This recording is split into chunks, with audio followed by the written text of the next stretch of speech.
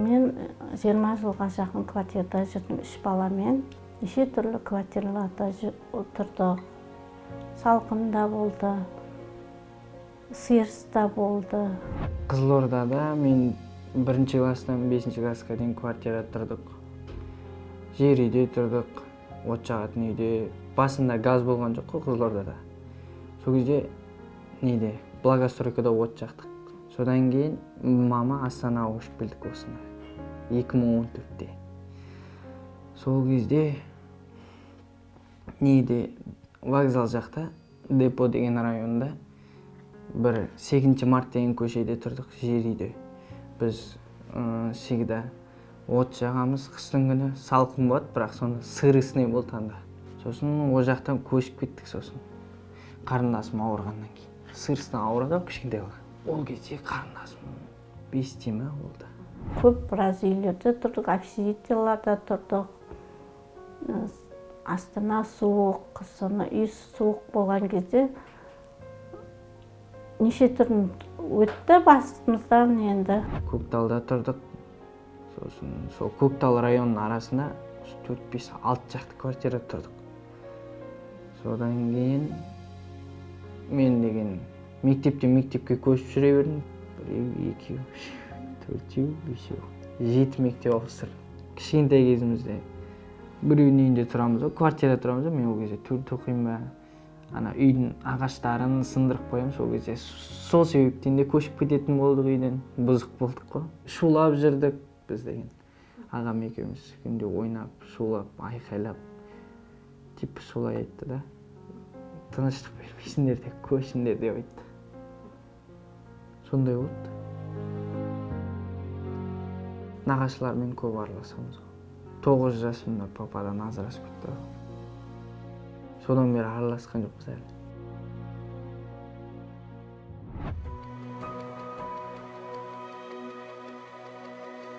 Мен өзім хиджама жасаймын Астанада. Орал қаласынамын. Біз өзіміз 7 ағайындымыз, мен 7-шісі боламын. Астанада енді болашақ бар, балаларымның болашағы бар деп Астанаға келдім.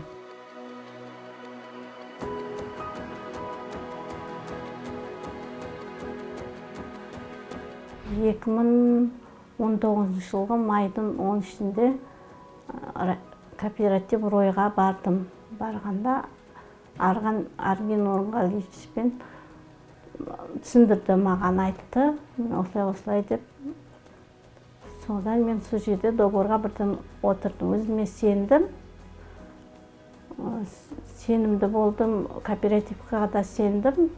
Содан договорға отырып, сол күннен бастап ай сайын нелерін салып отырдым, сноустарын. Айтым сосын мамаға, өтірік болар мынау басында.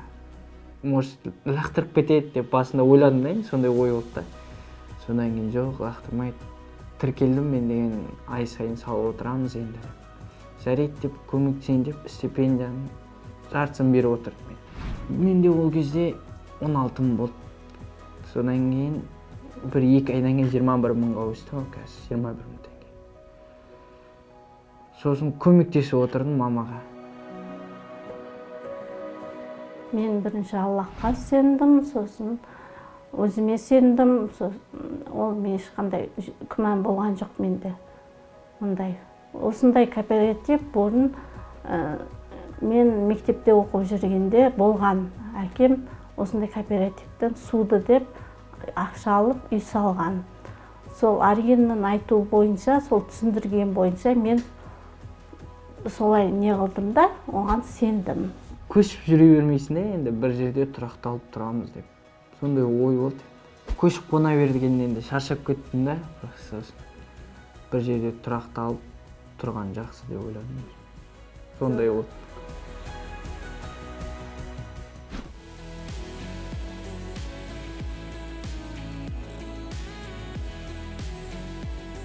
Квартирды өзіңіз іздейсіз дегенде мен осындай жылы үй іздедім. Осы Арнасай 7 көшесінен осындай жылы үйге қол жеткіздім. Қуанышта болдық. Балаларым одан сайын менен де қуанды да. Мен қуанам ба деген балаларым осы үйге келген кезде, осы үйді алған кезде өте қуанышты болды.